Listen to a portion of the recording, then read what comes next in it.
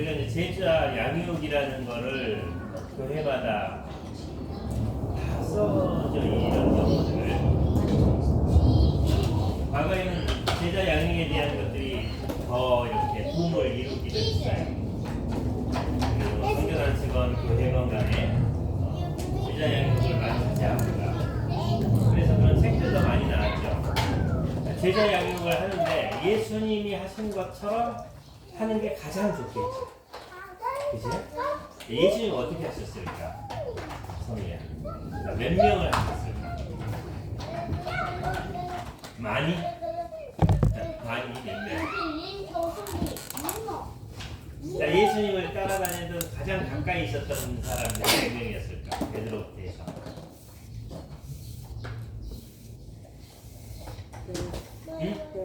10명, 12명, 12명이요. 예수님께 가장 가까이 따라다니는 12명. 그런데 사실 예수님의 제자들은 훨씬 더 많았죠. 나중에 또 120명의 제자들이 또 있었고. 제자라고 하진 않지만 예수님을 따라다녔던 수많은 사람들이 있었어요. 그런데 거기에서 특히 12명에 집중을 했어요.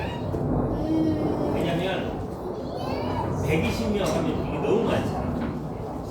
그리고 예수님께 항상 가까이 있었던 사람이 12명이기 때문에 이 12명을 중심으로 제자 양육을 해야 된다. 그래서 가장 많은 인원이 12명. 그보다 적은 8명, 10명 이렇게 이런 것들을 이제 권했어요. 제자 양육을 어떻게 할 거냐? 수를 줄여야 된다. 너무 많으면 안 돼. 그래서 대중 집회가 많았던 우리나라 옛날에는 그래서 그때는 몇백 명, 몇천 명 이렇게 모아놓고 집회를 했는데 그런 집회는 한 번도 못 한다.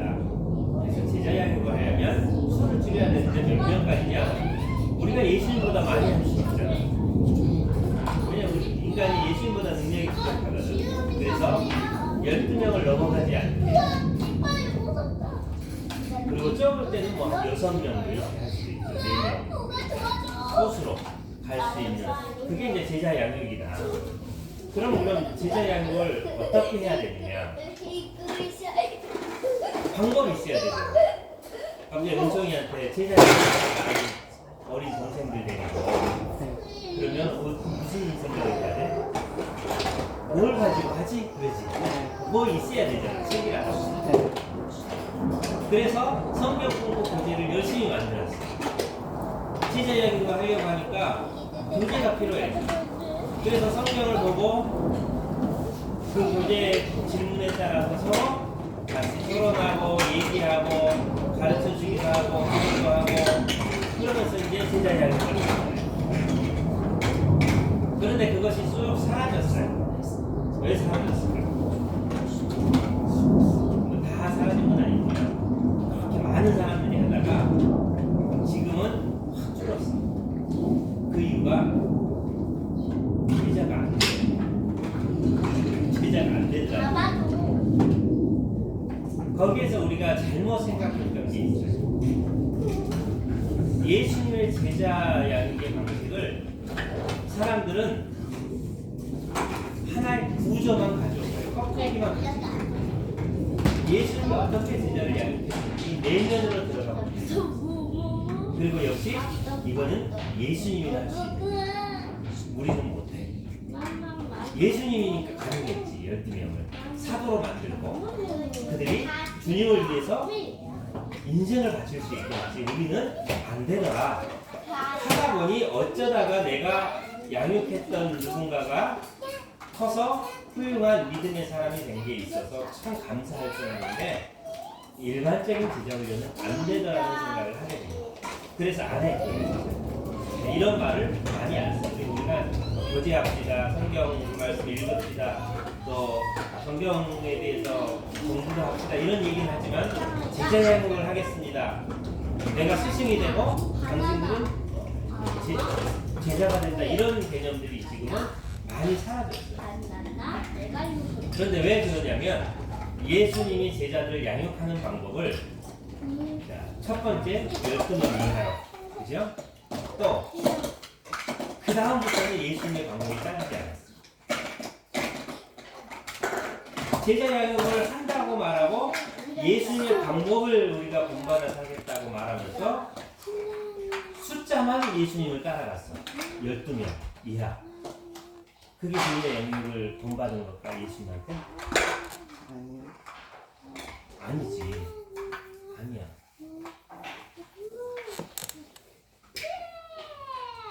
예수님은 그렇게 12명이 중요한 게 아니야. 그치? 뭐 3명일 수도 있고 5명일 수도 있어. 뭐 15명이 되면 어때? 그게 중요한 게 아니었어. 근데 자꾸 그거에 중요했어. 우리는 무슨 옷을 입었고 무슨 능력이 있고 무엇을 잘하느냐에 관심이 많지. 너처럼 뭘 할 수 있을까? 능력이 뭐 있을까? 자격증 있나?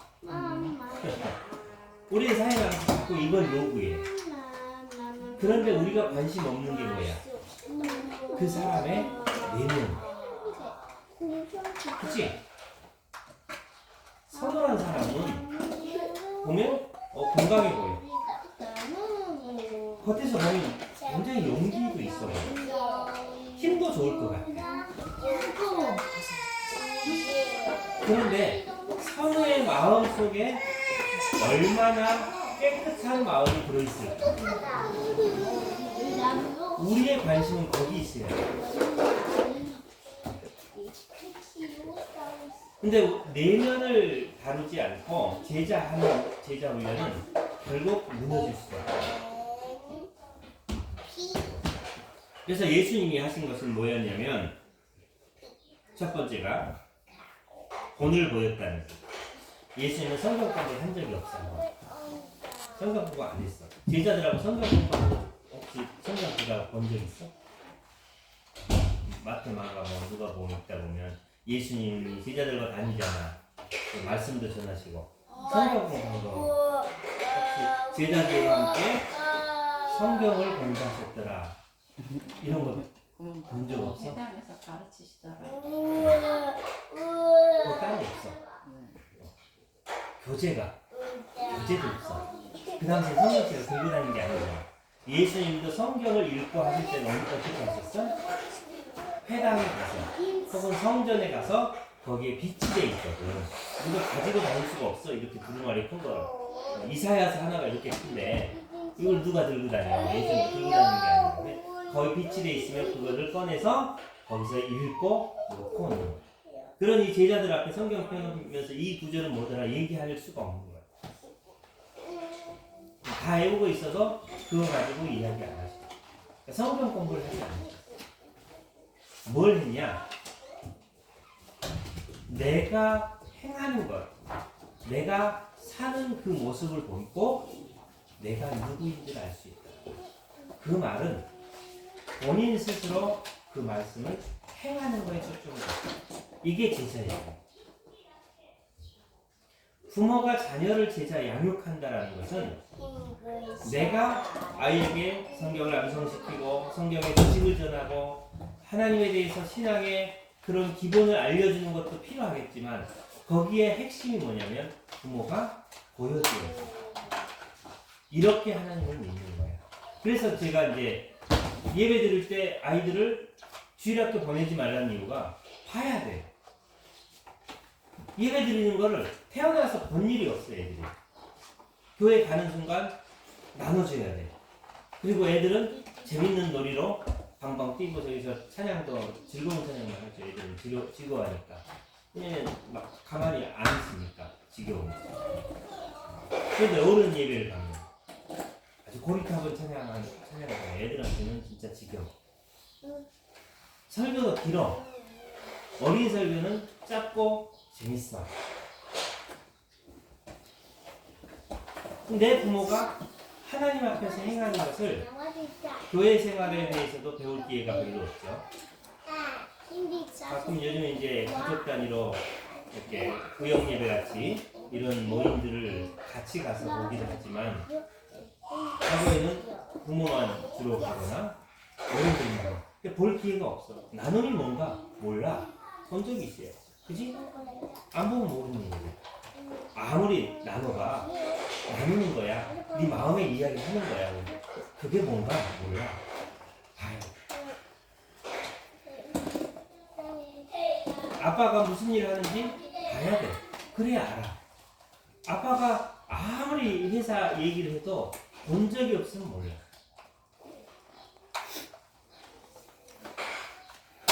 회사에서 어떤 마음으로, 어떤 생각으로, 다른 사람과 어떤 관계 속에서 일을 하고 있는지를 보여줘야 돼.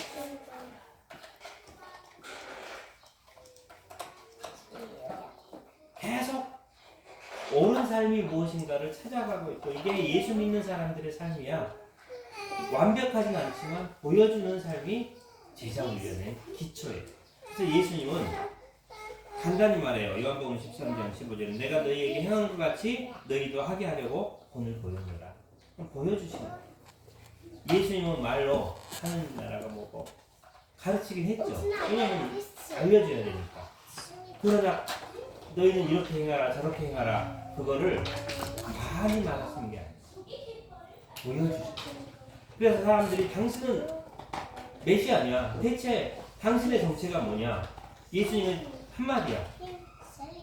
내가 행한 것을 보고 나에 대해서 네가 확인해봐. 나는 누구다? 나는 하나님의 아들이야. 나 하늘에서 내려왔어. 내가 창조주야. 나는 메시아로 왔어. 뭐 이런 말 기울일 필요 없어. 내가 살고 있는 그 삶을 네가 보고 내가 누군지 알지 않느냐. 그 말은 삶으로 보여줘야 제자야. 양육. 그런데 어떤 교사가 자기의 삶을 다른 학생들에게 보여줄 수 있어? 보여줄 수 있는 사람이 있어? 삶을. 없어. 그럼 교회 목사님이 자기 삶을 보여줘? 목사님의 삶은 드물어. 그치? 그냥 강대상의 목사님 혹은 뭐 만나서 그 앞에서 그냥 교회에서 만나는 목사님밖에 몰라. 그럼 그분이 어떤 삶으로 하나님의 말씀을 행하고 있는지는 본 적이 없어. 오직 그분의 말씀, 설교만 의존하는 거야. 그게 끝이야. 그런 제자 양육이 안 되는 거야.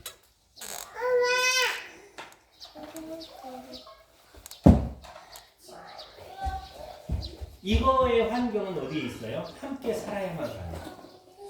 가족하고 살던가 아니면 선생님하고 살던가 살아야 돼. 그래서 다 봐야 돼.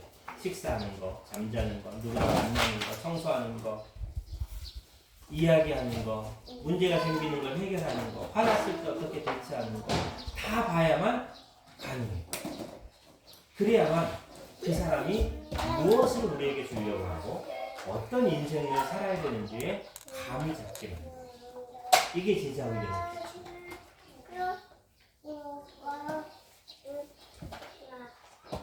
그래서 부모가 자녀에게 영향을 준다는 것은 말은요 거의 보통 한 5% 정도 영향을 줘요.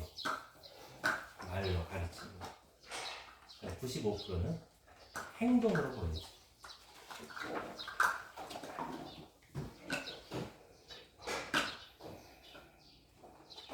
엄마 아빠가 엄청 위대하고 막 멋있는 얘기를 막 하고 있어. 아 대단하다. 그런데 사는 거는 그렇게 안 살아. 그러면 어떻게 생각해? 그냥 말씀이 좋구나. 그랬잖아. 그잖아. 우리 마음속에서 선교사적인 삶을 살아야 되는데 성경에 대해서 전혀 관심이 하나도 없이 살아. 그럼 그냥 말이었구나. 그거는 본받게 되지.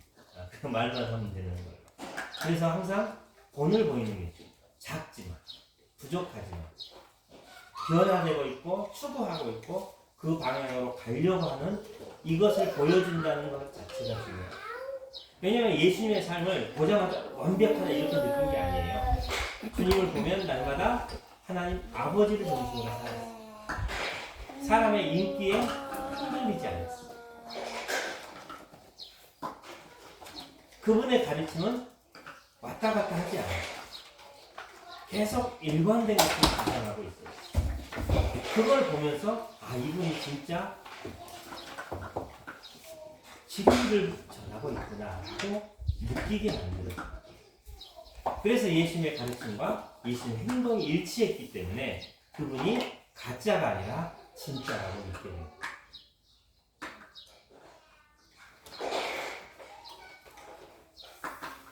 두 번째는 함께 제자들과 시간을 보내요.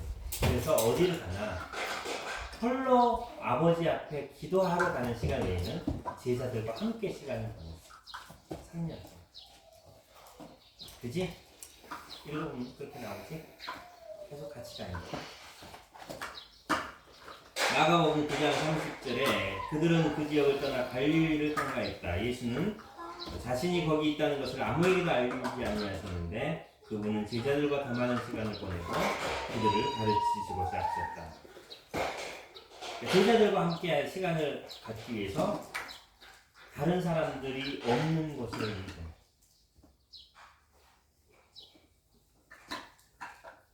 그래서 제자들과 더 많이 대화하고 그들과 많은 시간을 보내는.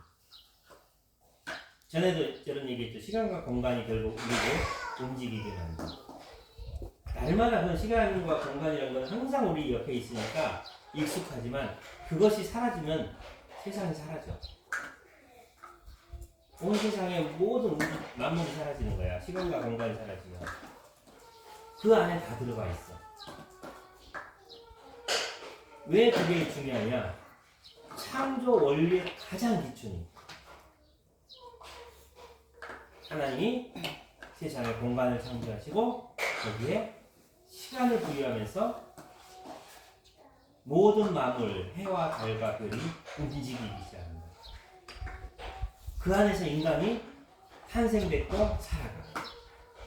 이 말은 인간의 삶의 기초는 공간과 시간에 의해서 좌우돼요. 그래서 예수님도 제자들과 많은 시간을 보내요. 가끔씩 불러내가지고 모여라. 이번 주 안식일날 모여라. 내가 공부시켜줄게. 그리고 끝나면 다음 주에 또 모여라. 이게 아니에요. 와서 나와 함께 밤낮으로 함께 생활하고 같은 시간대에 같은 공간에서 내가 사역하는 것도 보고 내가 말씀 전하는 것도 보고 그리고 간혹 왜 내가 이렇게 설교했는지 같이 대화도 나누고 그리고 너희도 한번 나가서 귀신도 쫓아봐 하고 내보내서 도전도 하게 하시고 수많은 사람들이 몰려오면 제자들은 뭐하고 있을까? 선우야 뭐하고 있었을까? 구경하고 있을 수 없지. 네가 제자라고 생각해봐. 너희 집에 손님이 왔어. 그러면 가만히 구경만 할 거야? 그럴 수 없지.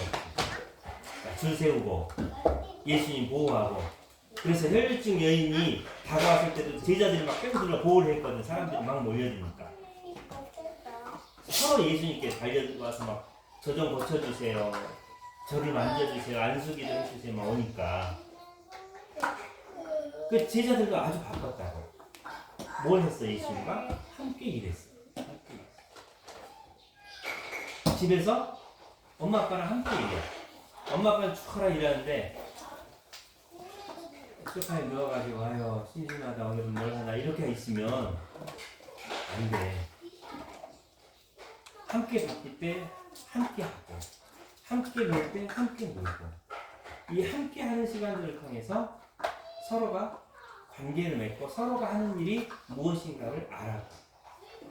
이게 얼마나 어렵구나. 이게 이런데 이런 노하우가 있구나.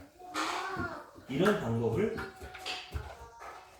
내가 배울 수 있구나. 이것들을 배워나가는.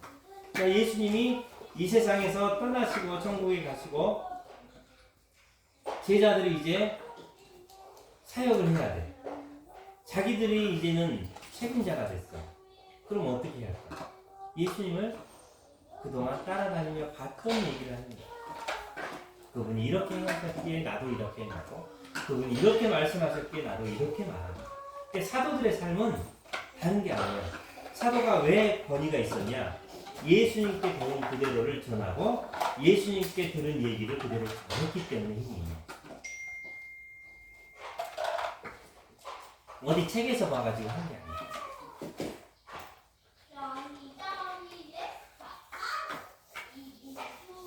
그게 제자야. 이거를 내면에 채워야만 자녀들이 부모를 통해서 신앙적인 가치를 배우고 삶의 노하우를 배우고 사회생활의 방법, 대인관계 방법들을 배울 수 있어요.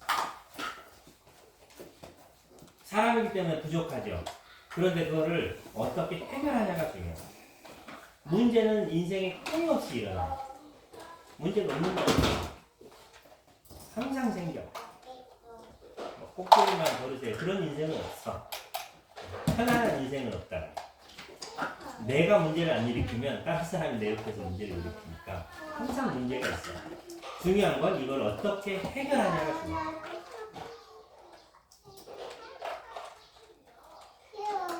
그게 삶의 노하우고 세상을 살아가는 지혜. 이거를 악한 방법으로 분노하고 화내고 싸우고 내 것만 주장하고 이렇게 싸우면서 살 거냐, 아니면 하나님이 주신 지혜로운 생각과 마음으로 그것을 옳은 방향으로 해결하고 서로에게 유익이 되게 만들어낼 거냐. 이거는 우리 자신에게 달려있는 거예요. 이런 것들을 보여주는 것이 자녀에게 제자 양육의 기초예요. 이걸 해주지 않으면 아이들은 결국 자기 중심, 자기 이기적인 그대로의 모습으로 살아요. 그래서 어릴 때 제자양육 교회에서도 하고 어디도 갔다 오고 아우리치 해외도 여러 번 가가지고 그런 꿈도 있고, 그런 아이들이 커서 신앙이 흔들리고 사회에 문제가 되고 회사를 다니거나 그룹 속에서 자꾸 갈등의 요소가 되는 이유가 내면을 다루지 않아요. 그러니까 살면서만이 보이는 문제를 보지 않고 겉에서 멋진 옷을 입고, 종종 어떤 데는 지저 올려놓으면 제복도 줘요. 예, 왜냐면 교복처럼 같이 입고 멋있죠. 다 같이 입고 있으면 뭔가 내가 된 것 같아. 근데 가면 아무것도 안 해. 어떤 분이 그러더라고요. 삼성 엔지니어들, 나는 최고의 엔지니어다. 근데 그 사람이 삼성을 떠나는 순간 아무것도 아니다. 아무것도 아니야. 혼자는 아무것도 아니야. 삼성이라는 시스템과 장비와 거기에 갖춰진 것 때문에 내 실력이 발휘된 거야. 거기 나와서도 자기 실력을 나타낼 수 있으면 그 사람은 진짜야. 근데 대부분은 그게 그냥 나오면 끝이야. 그러니까 예전에 저한테 오신 분이 자기가 이제 개척을 하셨어요. 오늘리교에 계시다가. 오늘리교에서 거의 대단한 능력자였죠. 딱 개척을 하니까 아는 게 아무것도 없고 1대1 제자의 큐티 맨날 교회에서 해고 강의했던 사람이 자기가 개척해갖고 성도를 이제 가르치려니까 처음부터 끝까지 가르쳐야 되잖아. 모르겠다는 거야. 그래서 저를 찾아왔어요. 교재 좀 주세요. 그런 거 있어요. 교재 좀 주세요. 아니 목사님 같은 분이 이런 걸 이미 통달할 만한 분이신데, 근데 딱 개척을 하고 났더니 야, 난 오늘리교회 다니니까 웬만한 건 거기서 배운 거는 난 다 할 수 있어. 근데 나가봤더니 모르겠어. 다시 공부를 하기 시작하는 거야. 1대1이 뭐지? 오늘리교회 대표적인 1대1과 패치거든요. 가장 이 대표적인 사역이 뭔지를 다시 공부를 하게 되더라고요. 그럼 내가 오늘리교회에서 뭘 했지? 강의를 했는데 큐티 강의를 했어. 1대1 강의를 하고. 그건 뭐야? 그건 책 가지고 한 거야. 내가 해본 적이 없지. 가서 이제 다시 공부하고 책 가지고 그 공부 이제 시작하는 거야. 한 1년 정도 되다가 오셨더라고요. 1년 하다가 이제 다 막힌 거죠. 하려고 하니까 이거 어떻게 하더라? 말은 쉬운데 상세하게 가르쳐주고 싶은데 이해 안 돼요. 똑같아요. 써가면 아무것도 안 해요. 그냥 그 감투가 내 모습인 것처럼, 그러나 그 감투를 벗으면 고지랑 똑같아요. 그 속에서 내 것을 만들어내는 게 중요한데, 그게 이제 어떻게 해? 다양한 문제들 속에서 내가 어떻게 옳은 태도를 취하냐에 따라서. 그래서 문제가 생기면 불평하는 사람은 어떻게 돼요? 자기 실력을 키우지 않고 오히려 더 불행한 삶을 선택하죠. 세상을 원망하고 대충 살고 어떻게 하면 쉽게 돈 벌까를 생각해요. 그래서 제자 양육을 하다 보면 같이 살죠. 예수님 눈에 제자들의 개인적 삶이 어떻게 안 보이겠어요? 누가 포근한지, 누가 나서는지, 누가 말 안 듣는지, 예수님 따른다고 해서 뒤에서 딴소리 하고 있는지 그 하나하나를 다 보고 그거를 알려주시. 그래서 제자들이 누가 크냐 했을 때도 예수님이 책임을 했잖아. 하늘나라는 성경이라는 승자가 지금 누가 야 예수님 이제 우리 예수님 따르면 먹을 거 해결돼. 오병이어 이런 기적이 사람들이 함부로 할 수가 없어. 그런 선생님 옆에서 가장 가까이 있으면 대단한 권세를 주는 거지. 그지? 베드로도 요한도 그걸 놓칠 수가 없어. 어느 제자도 다 그 자리가 좋아. 근데 예수님은 거꾸로 얘기해. 그 얘기를 다 지적해 주는 거야. 지금 너희 잘못된 생각하고 있어. 너희는 죄성 그대로의 생각이고 너희 욕망만 말하고 그거 내려놔야 돼. 그 얘기를 하는 거야. 그러니까 이걸 하나하나 보면서 지적해 줘. 그걸 언제 할 수 있어? 같이 살아야만 같은 공간에 같은 시간. 그게 이제 예수님의 제자 관계의 모습이었어요. 또 하나는 권한 위임이죠. 아까도 잠깐 얘기했지만 또 12 제자를 부르사 둘씩 보내며 더러운 귀신을 제어하며 귀신을 제어하는 권세를 주시고 귀신을 제어하는 권세를 주셨는데 권세를 어떻게 줬을까? 성이야. 예수님이 제자들에게 귀신을 제압할 수 있는 능력을 어떻게 줬을까? 막대기로 줬을까? 아니 뭐 부적이라도 써줬을까? 뭘 줬을까?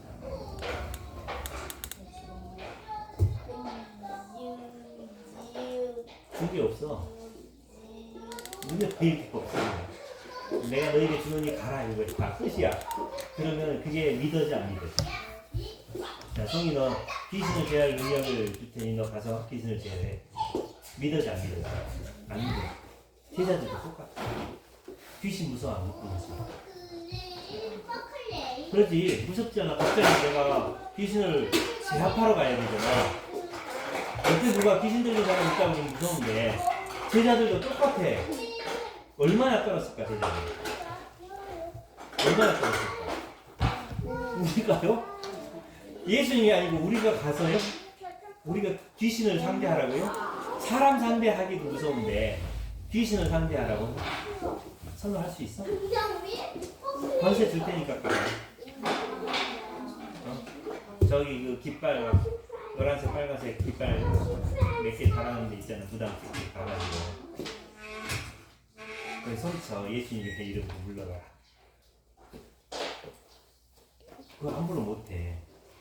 왜냐면 함부로 했다가 그 사람이 진짜 신을 내리는 사람이라면 공부한 무당 말고 그러면 공격이 와.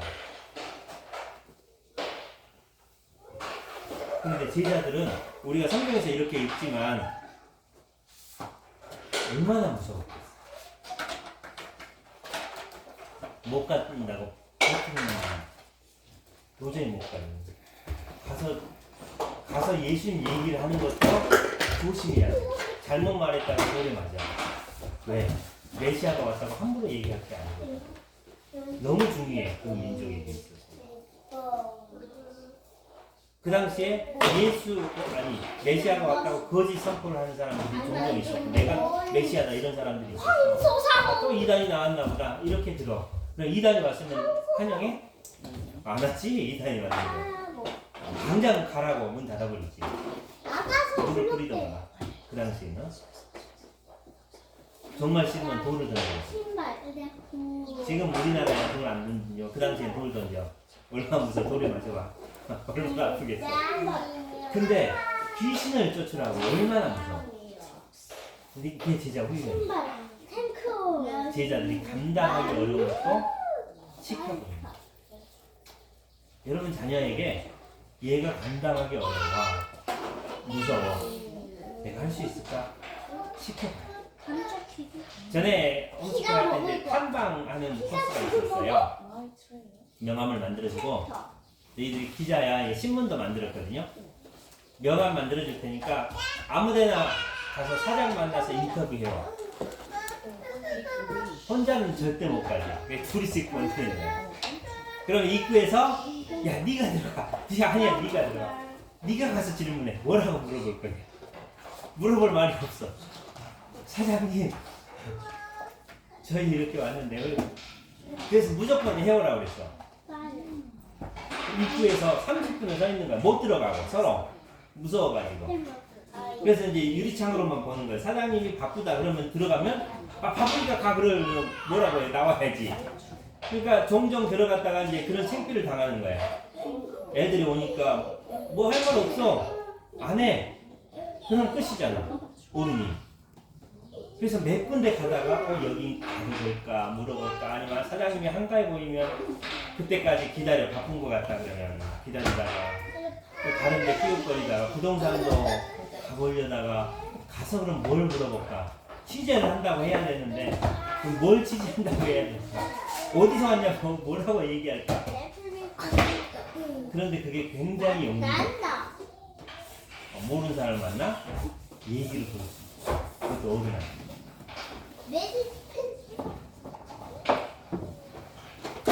예수님도 제자들이 쉽게 할 수 있는 것만 시키는 게 아니에요. 그냥 물 떠와라, 차려라 그것만. 예수님도 나 만찬 준비할 테니까 가서 네가 나기 가져. 아니 저기 내가 쓰겠다고 해. 집 준비해. 또 예수님이 예루살렘에 들어갈 때 낙이 가져와. 그러면 주인이 왜 내 걸 가져가냐? 그러지. 당연히 주인이 있으니까. 주가 쓰시겠다 해라. 이게 무슨 말이에요? 그 사람이 주인인데 다른 주인이 쓰겠다 그러면 줘? 당신 도둑 아니야? 이런 일을 막 시킨다. 우리가 상상해보면 우와 이거 잘못했다가는 돈 맞을 일인데 근데 예수님 이렇게 보내. 그게 훈련이야. 애들한테 그걸 맡겨야 돼. 도전해보고. 그리고 그것을 한 번 시도해서 성공하면 그 다음부터는 좀 더 쉬워져. 아 내가 이걸 할 수 있구나. 내게 이게 큰 문제가 아니구나를 볼 수 있게. 그러니까 예수님은 제자들을 그렇게 실제적인 일에 투입하셨어요. 3년밖에 안 되니까 짧으니까 나한테 와서 따라다니고 해라. 나 바쁘면 좀 옆에서 거들어주고 사람들 줄도 세우고 음식도 준비하고 이런 것만 시킨 게 아니야. 아주 중요한 책임들을 시켜서 보냈어. 그리고 그것을 하도록 했어. 그래서 예수님은 그들과 시간을 보내시기도 하셨고 직접 삶을 보여주셨지만 그것을 떠나서 스스로 할 수 있는 힘을 그들에게 길러주셨어요. 그게 훈련이고 양육이에요.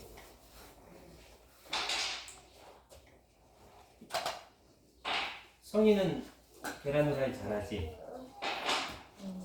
할 줄 알지? 한 번도 안 봤을걸요? 안 해봤어? 한 번 딱 해보면 애게 이거야 이러는 거야. 안 해봐서 어렵게 느껴져. 근데 해보면 쉬워. 서너 번 해보면 모양까지 낼 수 있어. 해봤지? 몇 번 해봤을까? 많이. 그럼 누가 해달라고 그러면 어려워요. 어떻게 하지? 이런 생각이 그러지 않아야지. 할 수 있지 뭐. 계란 있고 기름 있고 불만 있으면 되니까. 해보면 그것을 하는 것을 배워요. 쉬운 걸 하면 많이 못 배워. 어려운 걸 하면 많이 배워. 그냥 그 하나의 일이 수십 가지의 지혜를 얻을 수 있어요. 그래서 예수님도 제자들을 보고 어려운 일에 그래서 그들이 귀신을 몰아내고 와서 뭐라고 해요? 들떠서 왔다는 놀라. 와 진짜 되네. 어떻게 귀신이 내 말을 듣지? 얼마나 신기할까. 무서웠던 귀신이 이제는 안 무서운 귀신이 됐잖아. 얼마나 신기하겠어. 그러면 더 큰 일도 두렵지 않지. 예수님 보내주셔 또 어디 갈까요? 이만큼 자신감이 생기겠지. 그때 예수님이 뭐라고 하셔? 입 닥쳐라. 겸손해라. 그것은 내 능력이 아니라 하나님의 능력. 하나님이 하시는 일. 그래서 다시 제자리로 돌아가게. 항상 큰 일을 맡기지만 그 교만에 빠지지 않고 겸손에 자리고. 그게 교육이에요. 와 대단해. 100점 맞았어. 너무 잘했어. 그런데 교만하지 마. 그것이 나의 전부가 아니라 겸손한 게 더 큰 거. 그건 100점이 아니라 몇백 점, 1000점도 되고. 그래서 더 큰 가치를 알려주십니다. 이 사건들, 이 문제들, 여러 것들을 통해서 예수님은 제자들을 가르쳐요. 그래서 문제가 많으면 가르칠 기회가 많아져. 나쁜 게 아니라 그냥 좋은 거죠. 그래서 그걸 잘 활용합니다. 이게 제자의 함입니다. 기도하겠습니다.